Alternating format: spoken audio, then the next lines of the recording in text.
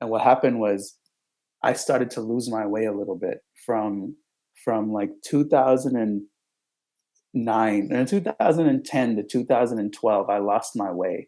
And what I mean is I started to think that what I was doing would only be valued if I did it at the highest level, what I deemed as the highest level, which is like being a stadium artist. Like I really thought I should have been a stadium artist. And I actually performed at a few stadiums. And I was like, yeah, see, I'm a stadium artist. Parallax. You are now tuned into the Parallax Effect. It's not the message, it's the messenger. What up, Ryan? It's time. Parallax. Oatmeal's better than no meal. Guess who's back to make mountains out of molehills? If this don't move you, I bet my folks will. This beat's smooth, but trust me, there ain't no chill. Ask Ryan, if I'm lying, I'm flying. It's the sculpture of all aspects of the culture. Parallax. The People's Podcast is back, laying it down flat for you wherever you at. Your job, or your car, or your jog, or your flight. Loads of archives with no ending in sight. Hitting on any topic, long as it ain't no nonsense. You can see the others for the drama and the gossip. Word to Brett, best there ever was, recognize it. Never secondary, my eyes stay on the pocket. Parallax. And if you feeling the vibes, give us 5 stars. Oh, and follow and subscribe. Parallax. Sit back and recline, relax and enjoy the ride. Cause it's that Parallax. And you just passed the test. This is the Parallax Effect. Come on, Parallax. Sit back and recline, relax and enjoy the ride. Cause it's that Parallax. And you're here, that's mad respect. Welcome to the Parallax Effect. Yeah.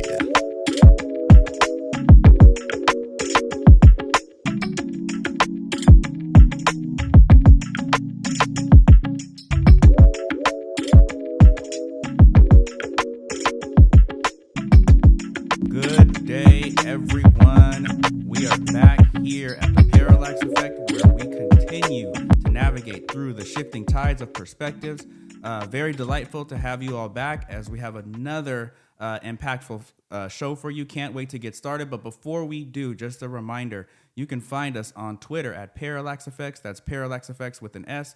On Instagram at Parallax Effect Media. Once again, that is Parallax Effect Media. And please also subscribe to our YouTube channel. The link will be in the show description. Alrighty then. Okay, today I have invited a very close friend that I've known since grade school. He's impacted my life in many very important ways. We'll get into that as we get along with the show. But without further ado, let me introduce. He is, here we go, a singer, rapper, producer, born in Sri Lanka but raised in Pasadena, California, where we'll definitely get into that. He has written and produced 7 albums, y'all. Toured the world, opened for acts like Lupe Fiasco, sold out the House of Blues, I know because I was there, hosted benefit concerts for global causes, I know because I was there, and his biggest show to date is coming up, you guys, Saturday, July 22nd at the Walt Disney Concert Hall, and I will be there. So be sure to gather some more information about that. We'll be letting you know how you can attend or how you can find out more information as we get into that coming up on the show. He also is an entrepreneur, founded and runs Bridge Education, a Montessori-based school system with locations in Sierra Madre and opening another in Pasadena this August, coming up really soon. And just to let you know, for every child enrolled, one child gets a free education in Egypt, in Sri Lanka, and now expanding to Sudan. So that is huge. He is a man of deep faith who is enrolled in seminary at Fuller Seminary, that's here in Pasadena, completing his master's in theology in June of 2024, pretty soon. He is also, the list goes on, the author of The New Great, and we'll talk about that, released in December of 2019, available on Amazon and other booksellers. Check it out. He is a married man who celebrated his 10-year anniversary on June 15th. Just did it, you guys. We're very, very proud of him for that. And he also is, check this out, a father of 3 beautiful daughters, a full-on girl dad, similar to his favorite basketball player, Kobe Bryant. And here is a sample of his music. Here's your pen gladiator, words roll up. Follow me, even when you think I'm leading you to the worst scenario. I'm aerial, relational, which means I'm above and by your side. I got the pulse of the world, make the stars collide. They wanna make you think I'm invisible, divisible, so now you're cynical, wondering if this is mystical. But I'm perfect in my ways, just simplify. When all your hope is gone, I multiply, I multiply. I got my plans about to unfold. You got your fate prepared to be rolled. You got a story about to be told. I'll put your enemy on hold. The enemy is always the one that was friends first. That's the risk of it all when you put your love first. I'll always be the one that keeps you alive. And when everybody leaves, I'll stay right by your side. See, I'm faithful like a dog. My love so high and wide. Spell dog in a mirror and you'll find your guide. God. That was Gladiator off of Jeevo's 7th and latest album, Wink. All albums are available on Apple Music, Spotify, Amazon Music. Download your copies ASAP, but without further ado, I would like to introduce Jeevo is in the Parallax Effect. Welcome, welcome, welcome. Yo, what an honor. That was Ryan, you are the new Sway, bro. That intro was Sway worthy. Appreciate it, man. It was I was wondering if I could have the stamina to do it. To take a couple deep breaths, warm my vocal cords up. And now we don't have any time for the rest of the show, you guys. That's been a great one. No, I'm kidding. But the intro was that long, but it was definitely worth it. Excited to have you here. How you doing today, man? How's everything? I'm doing well. I'm grateful. I'm thankful for this season that God has me in, and I'm grateful for friends like you. And so I can't complain at all. Hey, well, the feeling is more than mutual. Let me tell you. I know that a lot had to happen for us to even meet. So I kind of want to, start talking about that, especially you. We mentioned coming from Sri Lanka to California, Pasadena, to be exact. What do you remember from that experience, or what events led to that happening? Yeah, essentially, I'm from Sri Lanka, and for those that don't know, there was a civil war that started in 1983 when I was in my mom's belly. Basically, she was pregnant with me, and there was basically an ethnic cleansing of the Tamil people. There are two races in Sri Lanka. There's the Sinhalese majority, and there's the Tamils, which are about 10% of the country. In 1983, the government was very cavalier, and they basically allowed the cleansing of us from the city in Colombo of all the Tamil people. And so they burned our house, they burned our car. Um, my mom was literally in the house when they came and they asked where her firstborn child was, and they knew that they had a son, my brother, and she said, "I don't have a son, but I'm expecting one right now." And she threw him under the mattress in that same room that they were antagonizing her at, and they flipped open every couch mattress except the one that was right next to them. That's where my brother was hiding. And Wow. by God's grace, that they escaped to the back. We ended up going to the north, And which is Jaffna, which is a village where my mom's from, how old was your and that's brother where I at the was born, time? actually. He would have been 90. He would have been about 6. Wow. Yeah, he was 6 years old. So you fled. And so we fled. My uncle, who actually came to America to pursue music, he was like a rock and roll guy in Sri Lanka. He came here. He chased a girl from New York to this place called Pasadena, California, and he landed here. And he called my dad and said, "You guys are getting out the country." So we came as refugees and sought asylum here, and that's what started it all. So it's because of a girl that my uncle chased is why we landed in Pasadena. The women in our lives can always lead us to good things. Um, Absolutely. so wow. So you made it out. So you were born here, or you were born I in? was born no, so I was born there where we were Okay. in the village waiting to get sponsorship. And then when I was almost 2 years old, we finally made it here. Okay. And my parents went from being well-established lawyers to my dad worked at Sears, and my mom happened to get a job. First, she started cooking out of her house and sold food to people, and then she became a Montessori school preschool teacher, something she never wanted to do, but she did it so that I could get free education. So yeah, 30 years later, we have our own Montessori schools, but we can get to that later. Yeah, and we But yeah, definitely will. So we'll and then circle back.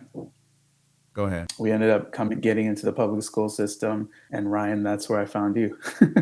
And at Marshall, went to Don Benito in Pasadena, and then went to Marshall for sixth grade. Marshall was a very great launch pad for all of us, I think, for our friendship and for our professional lives, actually, to be honest. But before you got to Don Yes. Benito and to Marshall, you lost your mother. Is that correct? Yeah, so when I was 9 years old, when I was at Don Benito, just when we were becoming established, we were actually saved enough money to buy a house. At the time, we were moving. We moved like 10 times. I mean, I think that's just like what refugees do. They just move. So we moved like 8 to 10 times. And then finally, we were about to buy a house. And my mom got diagnosed with stage 4 cancer, ovarian cancer. And it happened really quickly. Like she got diagnosed in March and she passed away in July. Yeah, It that's was one of very the very aggressive. aggressive So obviously cancers. yes, and obviously our whole life changed, turned around. By the grace of God, like we had a lot of community, like Sri Lankan friends and family that really like came by our side and basically took care of us, especially that first year. Um, and then slowly by slowly, my brother was already in high school. He's about to graduate and go to college, and he did very well. And that kind of set the blueprint of how I wanted to establish myself, because education was really the only way out at that point in terms of dealing with the suffering, dealing with the cards that we had been dealt. We just looked at education as the way out. Right. And how old exactly were you at that time? So I was 9, and Okay, my brother was 15. you were 9. But so that both very, very early to have such an unfortunate incident to happen. How did you move forward? How did you carry through? I know you said you had a lot of maybe family and friends that came and lifted you up. I'm pretty sure Yeah. that your faith journey had already began at that point. How did you move forward from that? Yes. So primarily, we're born into a mixed like religious household. My dad's Hindu. My mom was nominally Christian. When she came to the States, her faith really grew. And so as a result, my brother and I saw that, and she really passed down her faith to us. And in that sense, our faith was the foundation of our entire life. But we weren't like, I had a lot of questions about Christianity, the context of Christianity, the culture of Christianity, and I didn't just accept things at face value. So really, um, when my mom passed away, it was a portal into asking a whole bunch of questions. And so I was never satisfied with church answers. Like I had to find out for myself if this whole God thing was even real. So that was the foundation.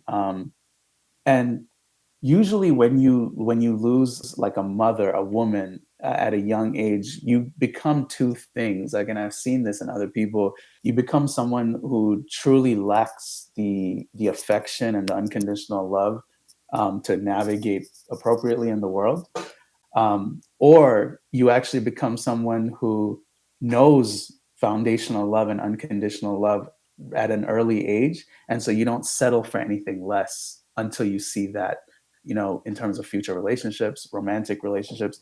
For some reason, like the grace of God really caught me, and I became somebody who was really confident, because the 9 years that I had with my mom, I knew what real love, and profound integrity looked like. And that for some reason was enough for me to navigate, to my adult life. Uh, there are holes that I still deal with today, like deep affirmation, like really believing that I am enough as an artist, that my place in life is secure. I tend to overwork, I tend to over hustle to compensate for certain things like that. I think that's just a result of not having a mom.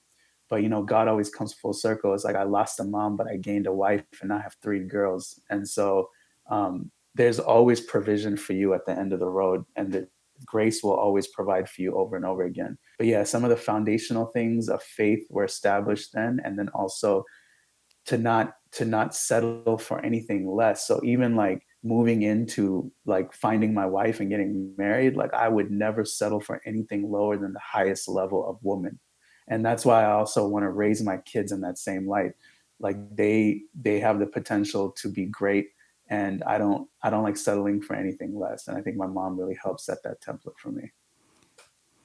And also the part of the full circle is starting the Montessori school. I knew about the bridge education, but I did not know or did not remember that your mom was a Montessori teacher. So that's a pretty good full circle message as well right there. But sticking with the school topic, we're moving on to, grade school, high school, Marshall, fundamental is what they call it. A lot of people Yeah. tease me about that. But it's a mixture of, just for those that don't know, of middle school and high school. I started going there in the seventh grade. You started going there in what grade? The sixth, seventh? In the sixth In the grade. sixth In the grade. sixth grade, yeah. So we met in the seventh grade. I had a set of friends that were largely around playing basketball because we played a lot of basketball there. And then after the eighth grade, most of those friends moved on to the PHS and to the Muir, the two bigger high schools in Pasadena. So I was kind of left, I was in my own little canoe with no with just one paddle and swimming around or canoeing around in circles, paddling around in circles, and then you and the rest of the crew kind of saw me as a lost soul and brought me. You were you were an asset, bro. We needed one of you. You were an asset. And so But I remember that. So I'll always be thankful for that because we've remained in large in communication to this day, 25 years later, however long it's been. But what was that? What was our time period there like for you as far as developing your career interest? Did we influence you? Did you influence us, or how did that go? Absolutely. I think it's something that sticks with me to this day. It gives me great hope in terms of what community looks like in a public school setting. Pasadena gets a lot of shots fired with respect to our school district, but I can quite frankly say that if not for my group of friends and the way that we interacted in junior high and high school, I would not be the person I am today. And foundationally, this is what it looked like. We were kids who were very ethnically diverse, and we were hugely engrossed in the culture of music and sports and everything that comes along with an urban setting. But we wanted to operate very, very much in line with how do we get into good colleges. So it's like we really wanted to be academic, but we really wanted to have fun, and we figured out a way to do both, to the point where the teachers knew that they couldn't contain us. So they would let us have our fun and do our things and make sarcastic comments because they respected our work ethic. And I think in a lot of ways, that foundation really led me to the freedom to actually pursue music, which is like not considered a serious profession, and I don't know if you guys would ever have thought I would go into music. You probably thought law or something like that, which I would love to hear from you. But I think that makeup, and also the fact that we didn't take ourselves very seriously, developed a huge thick skin because we will make fun of each other all the time. All the time. And I just think that was a perfect, all the time. And I think that was just a perfect blend to push me to where I am today. Yeah, and I'm not going to say that I didn't recognize that music was one of your favorite things to participate in. There was definitely those seeds, but like you said, we all had our strengths, right? Like for me, like Chris was the mathematician. Like he should be writing equations on how to get up to Mars and make it back safely. You, for me, were the literary person, right? You were very strong in writing. So writing a book is something that I imagine that you would do. So that's a prediction I probably made.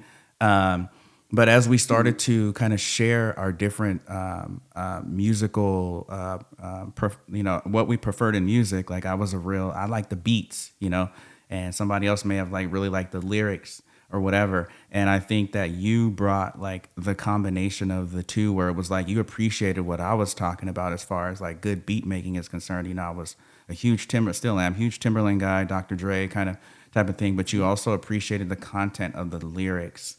And I think that's something that you really, because you would write Mm-hmm. and we would get in circles Mm-hmm. and we would do our little freestyle thing. I'm not gonna. Well, there's no archival footage, so there's no way anybody can, at least that I know of, can find out if we were any good Yeah. or not. But And I'm probably glad that some of that content can't be archived, it was high school, so can't be found. it was high school, Yeah. so there was us just being adolescents, like you said. But you really brought Yeah. the lyrical content, and I think that was what really excelled you to move forward and actually take this seriously and do it as a profession. Yeah, it's interesting. I mean, stylistically, like I actually draw from a lot of the things that I learned. I mean, look, I rap, I sing. I wouldn't consider myself a great rapper. I wouldn't consider myself a great singer. I wouldn't even consider myself a great songwriter. I think in the end, the difference between those that actually do things, it's just courage. And to be honest, like most people are very gifted. There were people at our school that I would say are extremely gifted, better rappers, writers than me. But at the end of the day, the thing that looks like talent is what happens when you exhibit courage. And all you have to do is take your seed seriously and do something, and then God does the rest. And that's what I really want to instill in the next generation is if you have courage and if you have a level of faith, it will look like talent to everybody else because you just acted on it and everyone's seeing it. But I actually think there's deep potential in every single person. And one of my passions is to help people find what that is and act on it, much like what you're doing with this podcast. And that, yeah, I didn't want to kind of plug myself there, but like courage is something that is hard to find, especially nowadays when you're seeing a lot of backlash if the content isn't great or someone is just not having a good day and they decide to go on and write a negative review or article and whatnot. So it really has a lot of folks reticent, such as myself, to even push out content. Like, man, I don't even know how this is going to work out. So I think that's a great passion of yours to find that in people and nourish it, right?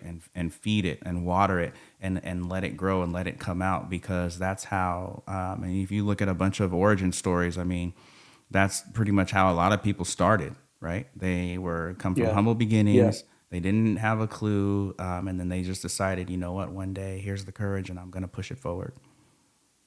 Yeah. And I think that the other thing is like once you drop the people pleasing, see, when I decided to do music, like I would say I lost a lot of friends because people want you to become the version that they have in their head. Mm-hmm. And so if you don't do that, what it does is it challenges them internally because they have to question whether they're living their life to their deepest potential. And usually I find that the human condition likes to pull people down to where they're at. And one thing that I realize is when you pursue your calling, you will have to let go of the people pleasing in you. And it's normal, it's natural. All of us want to have friends, all of us want to have community. But I just think that that's a big thing to let go of because you will be different from the rest of the pack. And the sooner you get comfortable with that, the sooner you will live life with deep joy. And that's one thing, like, I think Marshall and my group of friends actually helped me with, because like you guys were cool with the fact that like I studied hard. Like you could be like, we really cared about our clothes and stuff. We cared about our shoes. We cared about everything. Like you could be fresh and you could be a nerd and you could like rap music and you could play basketball.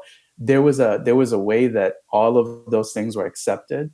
And honestly, that gave me the courage to do whatever I wanted at UCLA and beyond. Right. And I wanted to segue right into UCLA, so I'm glad you mentioned. But before I do, I now that there was the most meaningful conversation you and I ever had was actually to resolve some differences that we were going through at the time because of what you just mentioned, right? You were following your passion and you had to make the decision like, I'm going all for this. I can't be about everybody else. And at the time, I didn't understand that. And there was some events that either I was a part of or that I was hosting that you missed. And I took it personal, like, oh man, he's just, slighting me and I'm here supporting him. But I didn't get the full picture. I didn't understand that, like, had these been, because for example, if it would have been, maybe let's say it's a birthday party or a get together dinner just to get the friends together, right? Those are great and those are fun, but those are events that aren't necessarily like towards, advancing whatever professional goals or something like that. So when it came full circle and it was like my physical therapy graduation, like that was something, and you were a part of that, you were there. And so different things like that, I started to understand, like, okay, he's got to be real selective about his time. And when we had that conversation, it really opened that back up for me. And I thought that was one of the more meaningful conversations that you and I have had as friends. So I just wanted to mention that when you talk about having to, not be a people pleaser, and it's not saying cast everybody to the side. It's just you have to be very selective, because this takes a long time. This takes a lot of work.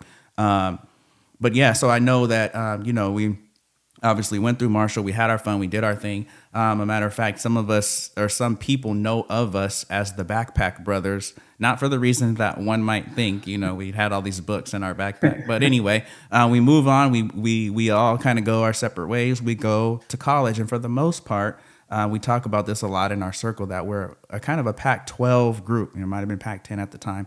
Pac-12 group, UCLA, a couple folks at USC, Berkeley, me at Arizona. So I wanted to give you a chance to plug UCLA real quick before we move forward, because one of the few times that we came to visit you in that little closet they had as a dorm for you, I couldn't believe they had y'all stuffed in there. It kind of was like, is this the UCLA that I've been thinking about? But like, what was that like for you? Yeah, UCLA was amazing. It's actually where I've met most of my musical connections were there. I think UCLA, like a college and university setting, is only as good as how you use it. A lot of people try and like sit back on the accolades of a degree. Like, I'm just not that guy. Like, I don't think it's a big deal to be book smart and do well, although I want that for people. I just don't rest on that. Which It's is what strange coming do in from the you, because you context of are that. book smart, right? I like that you say Sort that, of, because, yeah. but no, sorry to cut you off, but Yeah, yeah, keep going. yeah, no, yeah. I mean, I don't think that that's the thing that you need to rest on. I think every context will give you the ability to do something with it. So my experience at UCLA is amazing because I didn't rest on the laurels of a degree. Like, I really wanted to meet people and see what I could do musically and build community that could take me to the next place. And I think that's what UCLA does better than most schools, because you're in the center of Los Angeles. There's a lot of talented people, as with any university. But also UCLA is just dope, man. We don't need a plug. It's literally the most applied to university in the world. That's all I'll say about that. That's a good way to put it. Not many people can argue with that. So UCLA happens. Yeah. You go there. You meet the connections. You're coming out. Now it's like, all right, the musical career is about to take off, right? Were there any early? So at UCLA, I was not going to do music. I was going to go into law school. I was pre-law. I realized that I could save money. By the way, based on the AP classes that we took at Marshall, I was actually able to subtract a year from my college courses. So I finished in like 3 years, more or less. And then I was going to go into law school, but this is where my relationship with God grew. And I actually knew for a fact that I was supposed to do something in music. But at the time, I was 20 years old. I didn't know how to play the piano. The only experience I had with music was messing around with you guys and singing in a choir. That's the only experience I had with music. So I said, God, what do you want me to do in music? You want me to manage? Do you want me to, what can I even do? Because, I was fascinated with Jay-Z's story. Kanye West was coming up then, Rockefeller, Dame Dash, that was like my thing. But I wanted to do it with my content, with the content that was in my head, that would not belittle women, that would not perpetuate stereotypes, that would do it in a cool way. And I didn't know if that was even possible, because most people who are positive are corny and they suck. And so I didn't know if like I could actually have the talent level of a Jay-Z or Kanye or Lupe and do it with righteousness. I didn't even know if that was a category. So that was my deepest fear. It's like not really pursuing music as a Sri Lankan kid. It was pursuing music with the type of branding that I would have that would not be accepted in my head. So after college, I always had a corporate job. I used my degree to make me some money. So I worked as a consultant in healthcare and then at Disney and in different places. And then I started recording music on my own. At first, I recorded 8 artists and I was going to start a little record label. And I took all my money and I funded them. And then a producer was like, you put in all this time for these artists that don't have the work ethic that you have. You should record yourself. And I said, record myself doing what? And I was just writing their songs. They were like, you can rap. I heard you rap. You could sing. I heard you sing. So I literally did 3 songs for myself. And we all looked at each other and we were like, oh, this is like, okay, this is pretty good. And and then it became 14 songs and I had enough to make an album. And so I was like, okay, am I going to go as Rajiv? And I realized that I wanted to do stuff with my full name later on in life. So you guys used to call me Jeevo. So I said, I'm Jeevo. And that's how I was born. And we kind of brushed over the nickname development in high school.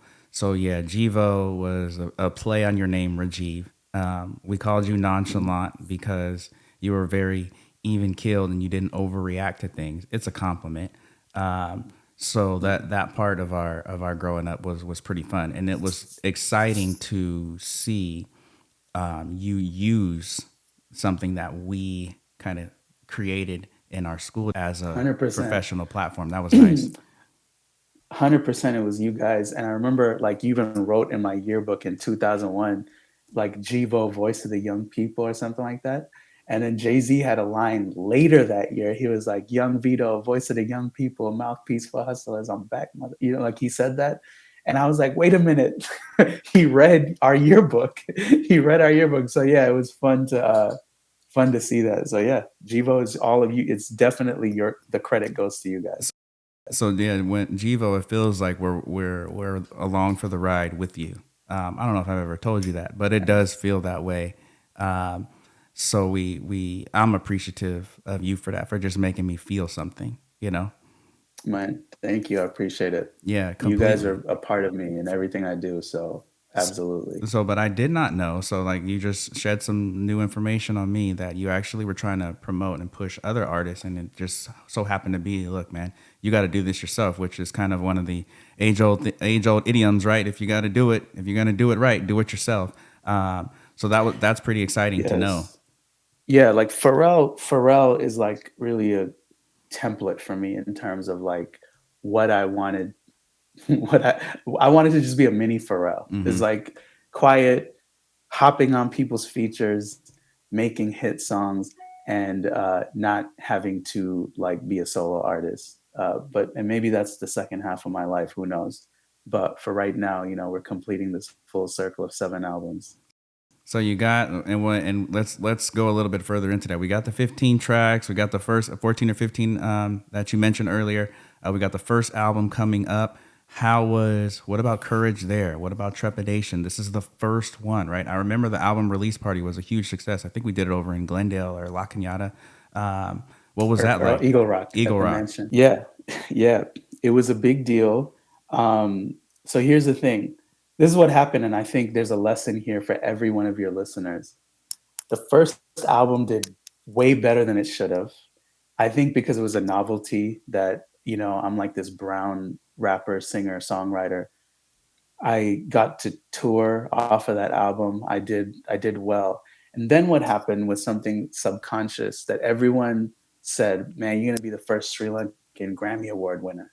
You're going to do this, you're going to do that, you're going to do this. And what happened was I started to associate success and like a work of God with success. Like I started to associate like God with success. Like if God loves me and if he wants to be glorified, then he's going to make me more and more successful. Because we tend to think that you're only valued based on how well you do.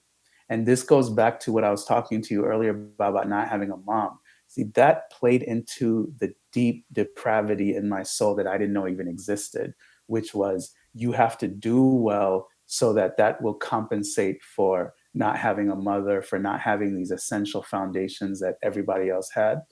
And also being a refugee, like your life better count. you made it out of Sri Lanka, so you better do something at an extremely high level.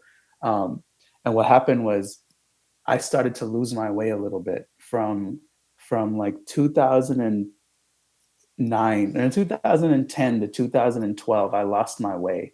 And what I mean is I started to think that what I was doing would only be valued if I did it at the highest level, what I deemed as the highest level, which is like being a stadium artist. Like I really thought I should have been a stadium artist. And I actually performed at a few stadiums. And I was like, yeah, see, I'm a stadium artist. And what happened was this was the evolution of the book that I would write called The New Great.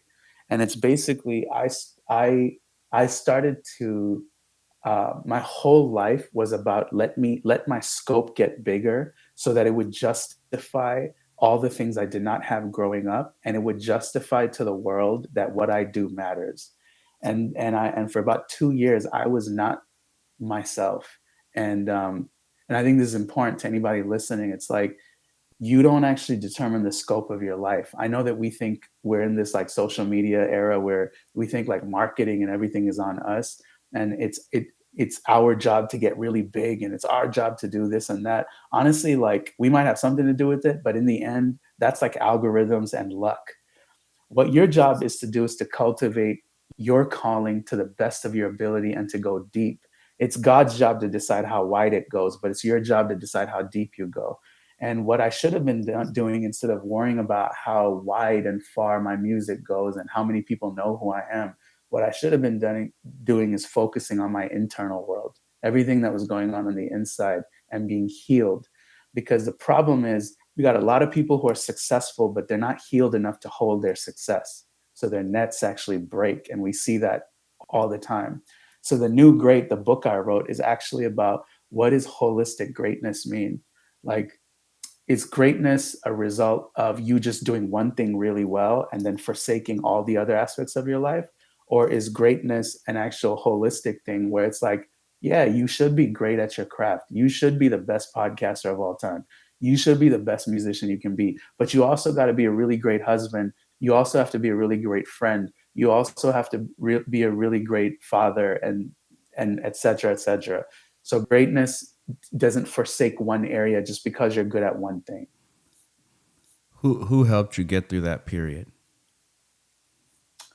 I think my pastor was really good, a great source for me, just spiritually, like walking me through that. Also, my wife, who was my then fiance, and just people that I would confide in terms of letting them know, like, this is how I'm feeling. Like, I feel like if I fail all you guys, uh, if I don't get the Grammy that you guys wanted me to get, then it's like I've come short of my potential. And people would always look at me like, you're so dumb. Why do you even feel that way? But it was like, it was such a reality in me. It was such a reality that even when I'm talking to you, I still kind of believe it. Like, Ryan, wouldn't you be more proud of me if like I was as big as XYZ? Like, wouldn't that show you, Ryan, that God is more real because God elevated me like that? It's such a poison that it's even in my head to this day, and I'm still not fully healed, but I'm on my process to being healed. Well, I think that's a human element, the human aspect of things, right? Like in this kind of superficial world that we live in, that's even becoming more superficial because of artificial intelligence, social media, the metaverse, right? These things are telling you and defining what success is, right? A number of followers, a number Right. of awards. We talk and it's good banter, and I love to have it, but we talk about, the greatest athletes or the greatest this, and we base that on what they have achieved, what they've won, how many, and all this kind of stuff. So it filters down into your personal and professional aspirations. So I can understand why you still may wrestle with that, why we wrestle with that, right? We're wrestling with that for this show as well too, where it's like, oh man, how many people are going to listen? But I think, like you said, we and I mean I decided, if one person or a million people, I'm just happy to put out the content. I'm happy to reach anyone. And it's good to hear that you were able to confide in Lydia, you were able to trust your faith, and you were able to dial stuff back. Because when you say you lost your way, I'm going to give you, a lot of credit here. Like, that is very marginal when it comes to losing your way. Like, you're not, destructive, and you're not destroying other people's lives. You're just trying to figure out, what's my true calling, what's my true journey. So it's good to hear that. And in a lot of ways, I mean, to be honest with you though, yeah, it might be marginal, but if those things aren't dealt with, they become not so marginal. And I don't actually know who I would have become if I didn't realize that my value comes in God alone and not from metrics and human forms of success. Because if I didn't deal with that person inside, then I probably would have destroyed my marriage by now. I probably would have destroyed the future of my music. I might not even have kids at this point. All the things that I value the most now, it was dealt with in the darkness of my soul. You know what I'm saying? That's why I'm always a big proponent of helping, like letting us just be super vulnerable so that we can get to that place faster. Right. And like, you said it beautifully. I'm glad that you figured that out when you did and arrived where you are, because everything you've done since then has been way more impactful than probably anything you thought you should have been doing during that dark moment. We talked about the new great. I wanted to circle back to the new great, because that's a huge accomplishment, just completing a book, right? Writing one in general. But you touched on who might benefit from it, but go a little bit deeper into that. Who are you thinking of? Obviously, your personal experience, but what type of people are you thinking of when you sat down, and how was that process? Yeah, I'm thinking about the 25-year-old that is battling with their calling and trying to decide what type of impact they want to leave on this earth. Most people actually care about their purpose. I know that it feels like I know it feels like only 1% of the population wants to do great things, but I actually think everybody inside of them want to make a meaningful contribution to this world. The question is, how do we go about doing it, and what's appropriate?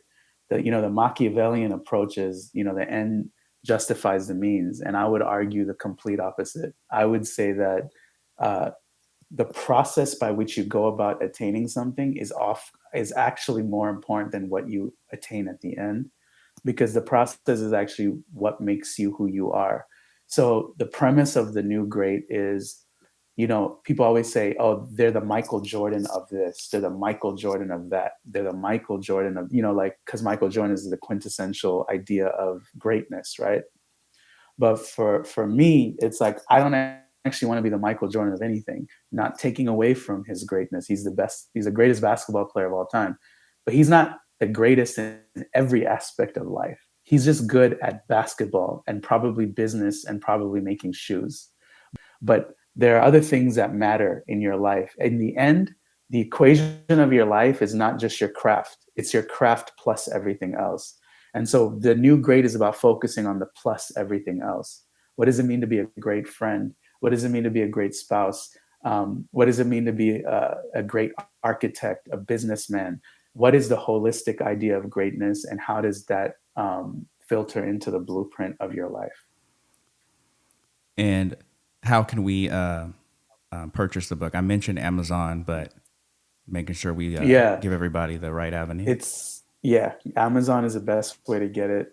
You can just type in the new great Rajiv Nandakumaran, and we've already had like 6 book clubs of this book. It's like a great conversational book, and it's written very simply for you to just digest it.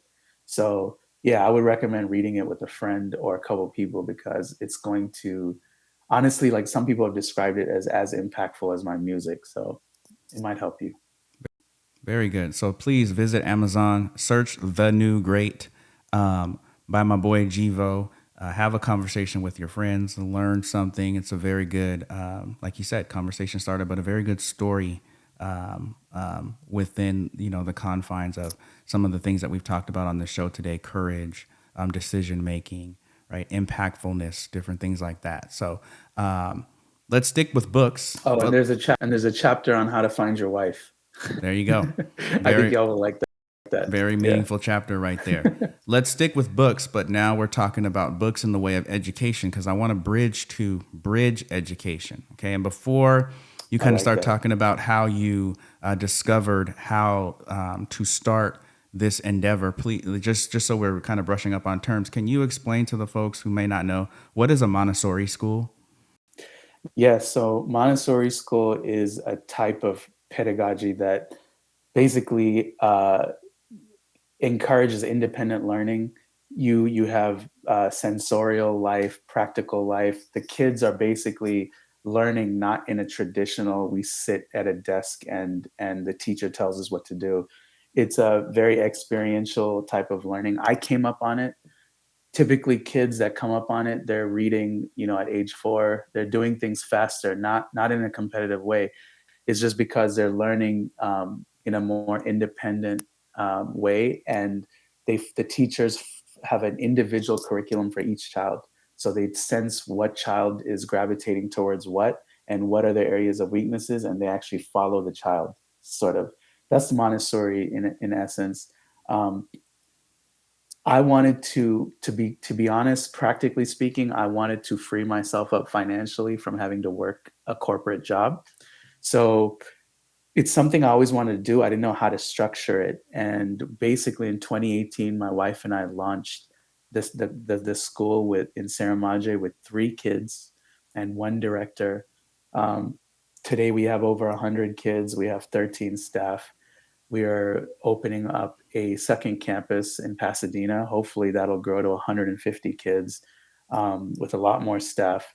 And that's going to be actually an infant to 6th grade. It's going to go from infant care to right before middle school, which would be 6th grade. Yeah. Excellent. And the unique thing about our school, you can find out on bridgepreschool.com or bridgeglobalacademy.com. The unique thing about this is my wife used to work for Tom's Shoes, actually with Ryan's sister, Lorraine. And so we took that concept from Tom's, the 1-for-1 model. So for every child enrolled, 1 child gets free education abroad. And we built and have a school in the garbage villages of Cairo in Egypt. And we support victims of the civil war in Sri Lanka. And now we're opening it up to Sudan. So basically, for every child, there's you guys enroll. We basically give free education to another child in another part of the country. It's not even 1-for-1. It's more like 1-for-2 because the money goes a lot further there. So there's more kids that are getting educated.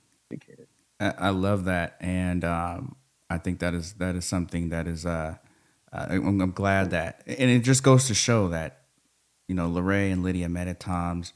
That was a surprise to us, a pleasant surprise, but that you took that experience, or she took that experience, and brought that to this program, Bridge Education. Give the website one more time for the Yeah. So you can go to bridgepreschool.com. bridgepreschool.com.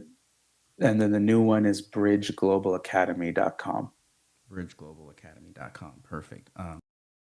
So and should if someone were to want to enroll their child, that's the way they would go about it, right? And visit the website. They would go there, they would submit a request or call that phone number, and we'll get you set up with a tour and so on and so forth. Perfect. bridgeglobalacademy.com. Everyone, just want to repeat that one more time in case someone's driving and you may want to write it down, or you can just play the episode again and hear it one more time. There's nothing wrong with that as well. So definitely congratulations on that. We'll be looking forward to the opening of the Pasadena school. If there's some kind of event or something I can do to support, can you please let me know, because we would love to be there. Yes. Walt Disney. I will let you know. Yeah, please do. Please do. The Walt Disney Concert Hall. Beautiful architecture, driven by it a couple times, never been in there. You're going to be there, center stage, July 22nd. Yeah. We said, right? What time do we say we're starting? Doors open at 5 p.m. This is open. The first free. Go ahead. At 5 p.m. And this is the first free concert in the history of the Walt Disney Concert Hall. We're making history there. So y'all are. Y'all are in for a treat. And how do my question was going to be, how did you how did you schedule this? Who did you have to talk to, or what, kind of conversations did you have to have? I'll start with that. Yeah, it's a long story, and I'll make it super short. Basically, in 2020, uh, this organization approached me to do a concert. They said, "Where do you want to have it?" It was for a fundraising initiative. I said, "Get me the Walt Disney Concert Hall." And they said, "Anything else?" I said, "Get me Kanye and Sunday service." And I know Kanye is like a bad word right now, but at the time, he was doing some cool things with his choir.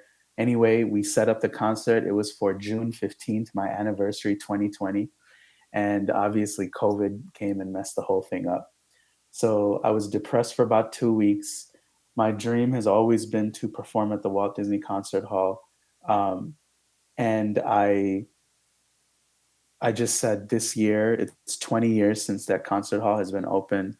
This is my seventh album, and which is probably my final album as an independent artist. And I said, I gotta get this dream out before I'm potentially done as a solo artist. And so they remembered me. And so this year they only gave the slot to like four artists: John Legend, Regina Spektor, Ziggy Marley, and me. And then there's other people performing there, obviously, but that's with the Philharmonic and everything. And so they gave me a Saturday night. I jumped all over it. It's a very expensive night for me, and especially because it's free. But it's something I want to do as a gift for people, especially for all the people that have been with me from day one, such as yourself, Ryan. Um, but because it's free doesn't mean it's free to you, but it's not free to other people. So sometimes we devalue free things. Go to jeevomusic.com, JEEVO music.com, and RSVP.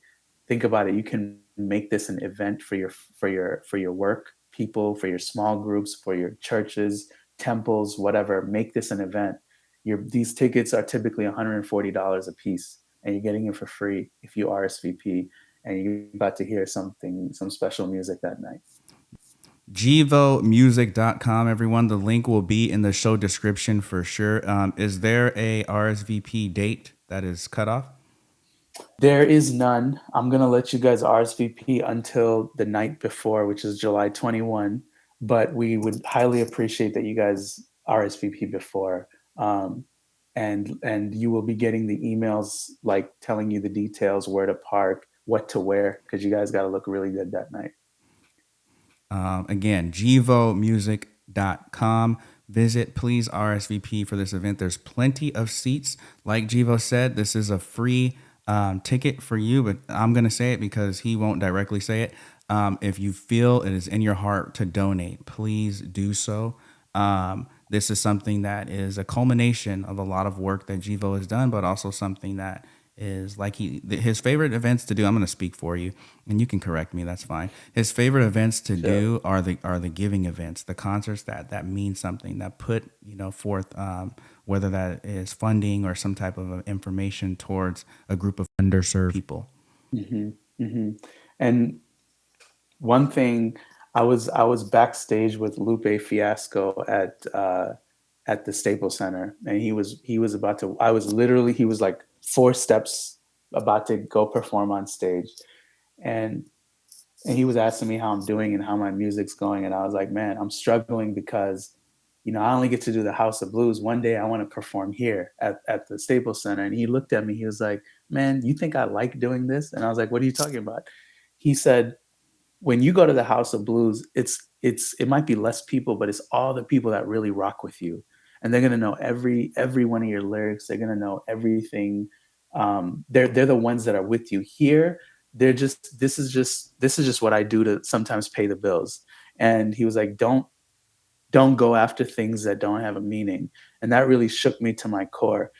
The Walt Disney Concert Hall means a lot because it's going to be all the people that have been there with me from day one. I'm even bringing a few of them on stage with me, and it's a thank you. And so the night is really going to be about love and creativity. And so I really want you guys to come and invite your families. This is a family-friendly event. I don't even curse in my lyrics. I think you'll like it. Perfect. And that's a really awesome message coming from Lupe. Big shout out to Lupe. And maybe we'll, on a different recording, we'll talk about our Lupe story when we went to his concert at Cal State Northridge. Yeah. We'll tell that story maybe for some of our right. subscribers, special story that we'll tell at another time, because I really want to get to some rapid fire questions. Something new I'm trying to do. I did it once. I'm trying to do it again, see if I can make it work. So are you ready for this? Let's go. All right, let's do this. Rapid fire with Jeevo. Here we go. Let's start off. Which album of yours is your favorite? Invisible. Where's your favorite vacation destination? The Maldives. The Maldives. Favorite nickname that was circulating through our high school crew? Silky Draws. Yeah. Shout out to Shaddy. My favorite was probably UC Chris because we just named him after the UC system. I love that one. I don't know why. Oh yeah. But staying on that, favorite grade school memory. Laughter. Like uncontrollable laughter to the point where it's like it's just disruptive and disrespectful. Especially in class. Especially in class. Not advertising that you guys do that nowadays, but we did our work and we scored well on tests, so we had some fun too. Favorite pizza topping? Pepperoni. Dogs or cats? Neither but dogs. Neither but dogs. Favorite comedian? Yeah. Chappelle. Chappelle's one of my favorites as well too. Here's one for you. Croissant, sourdough toast, biscuit, or English muffin? English muffin, bro. We were colonized by them, so we took some good things. We took some. Favorite movie? That one's a little broad. Forrest Gump. Favorite musical artist? And Michael Jackson, Coldplay, Boyz II Men, Kanye, and Lupe. All the above. Favorite musical instrument? Piano. Piano. Because it's the only one I play. Hey, there you go. There you go. And NBA champion or Hall of Fame inductee? You can only choose one. Wow, NBA champion. NBA champion. The team player. I'll take Kenny. I'll take Kenny Smith over Tracy McGrady any day. All right. Hey, Kenny Smith gets a shout out. That's what's up, Jet. But the team player Jeevo has done it, man. We've rocked it here at the Parallax Effect. We learned a lot of things about you. We want to give you, I know that you're not on socials anymore, so I just want to recap on how the folks can, interact with you. We talked about the Bridge Education. Maybe give those websites one more time and tell us a little bit about how we can reach you. So my website right now is the only way. It's jeevomusic.com. You can always get in touch with me that way via the comment page or the contact page. I left social media about a year ago after my 7th album dropped for a couple of reasons. Do you want me to talk about that? Yeah, we have a little bit of time for that, for sure. Okay, so I'll just say I think social media is not the future. And I think that it makes for we have a generation of kids that are just basically scrolling on their phones, and it's not just the kids, it's adults all the way to age 65. And I'm not actually sure that's actually bringing up real community. And I think people feel more isolated and alone than ever. For me also, I just wanted to take a season to disappear for a while, just to let things settle, to be away from political discourse and like a divisive nation and divisive spaces. I wanted to be rid of that for a while. I'm not making social media an evil thing, because it's not. I just think the majority of social media is a waste of time. And sometimes you can't fish in the same pond. You just have to create another pond. So I'm thinking that there's going to be some other way of connecting that's not social media. And I hope to maybe even be part of that. Well, until you do, I am going to remain on social media. And you can follow us on Twitter at Parallax Effects. Once again, that's Parallax Effects with an S. You can follow us on Instagram, Parallax Effect Media. where a little teaser of your episode will be on there, Jeevo, just to let you know. So some way, some shape or form, you are going to be contributing to the positive effects of social media here at the Parallax Effect Podcast. Love it. Any outgoing messages for our listeners as we wrap this up today? I would say don't despise the small things that are in your life. It's usually the very small things that lead to fruit. And if you think of a seed, if God gives you a seed, it's like plant it and don't expect to get a bigger seed, because seeds don't actually bear fruit until they die. So put the seed in the ground and let it become fruit. And I think your joy is there. So thank you, Ryan. This has been an amazing conversation. Shout out to everything that you're doing in your life and career, and may you embody the new great. And Jeevo, I just want to reiterate, I appreciate you, man. Appreciate all of our friendship. Appreciate the impact you've had in my life, my faith journey, just listening to you, speaking with you, all of our in-depth conversations, including this one that we've made public for everybody to listen to. But there have been way better ones in the past that we've gone hours and hours and just really have dived into a bunch of really relevant, meaningful topics, whether that be after watching a Lakers game or doing, what we do. And we actually, I gotta put another couple minutes on here. Actually, we were going to wrap that up right now, but that reminds me, Yeah. you are a huge Kobe Bryant fan, right? And I would be remiss if I didn't mention on the show, because you are a girl dad, right? You got 3 beautiful girls. We mentioned that in the intro, just like Kobe. So it's exciting to see how you, as fatherhood has progressed, get to pursue that kind of similar type of pattern as Kobe, right? What has Kobe Bryant meant to you? Well, as you know, like I was his biggest fan even back in 1998, right? 99. I think the way that it's actually not his work ethic, and it's not everything that everybody associates with him. I think the thing that speaks to me loudest about Kobe is this: he was able to do something at such a high level and then say goodbye to it. Because when you do that, it means that you've given, people would always ask him, like, you didn't beat Michael in terms of in championships, but he was so comfortable with how much he gave to the game that when he said it was done, he was done. And I think most people in any endeavor in their life could not be so at peace with transitioning, because they actually didn't give everything they had. And so they actually feel like there's more in the tank.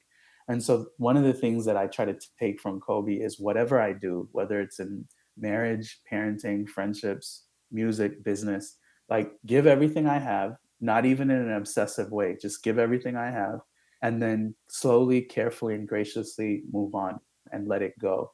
And I think there's a beautiful dance between giving everything you have and letting God take care of the rest. Whereas most people are like, you just pray, pray, pray, but you don't do any hard work. And then other people don't involve God at all, and they just work, work, work. And I think there's a beautiful balance where you give everything you have and God does it at the same exact time. And I really take that and learned that from Kobe. Rest in power, Kobe Bryant. I just wanted to make sure we got a chance to mention that. And I believe that his courage, you looking up to him, and his courage bleeded into you as well too. That's just what I believe, because I that's how I see him, and that's how I see you.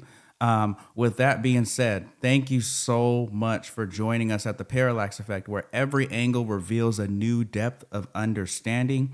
Jeevo's links will be in the description, so please reach out. Please, if you are in town, July 22nd, that's going to be a Saturday. The doors open at 5. We said 5, not 5:30, right? 5 p.m. Doors open at 5. Please RSVP and register for the concert at the Walt Disney Concert Hall. It is going to be amazing. We will be there. All the homies will be there. Family will be there. We're really looking forward to that event. I will see you there, Jeevo. Thank you for your time on the Parallax Effect. We'll see you next time, and just keep doing great things. We appreciate. We look forward to hearing your feedback. Please leave a rating. Hopefully it's 5 stars. If it's not, let me know how I can do better to better serve, so we can reach out to more folks out there in the community. Thank you so much, you guys. It's been great. Peace, guys. Mama told me once that I'm a chosen one. Every Everybody else walks, but I chose to run. Step off the plane and you land the dream. Jump off the train and you use the steam. Mama told me twice that I'ma pay the price. Look up when you roll the dice. Birds don't live on the ground. Step off of me, step off of me, yeah. You could be a lover, you could be a shooting star, you could be a trailblazer, you could make roads go far. You could be a deja, you could be one of one. Just understand, you're alone in this. You're a dead man walking. Don't you even listen. They don't have anything to give. They just wanna keep you. But first you gotta die just to live. Mama told me once that I'm a chosen one. Everybody else walks, but I chose to run. Step off the plane and you land the dream. Jump off the train and you use the steam. Mama told me twice that I'ma pay the price. Look up when you roll the dice. Birds don't live on the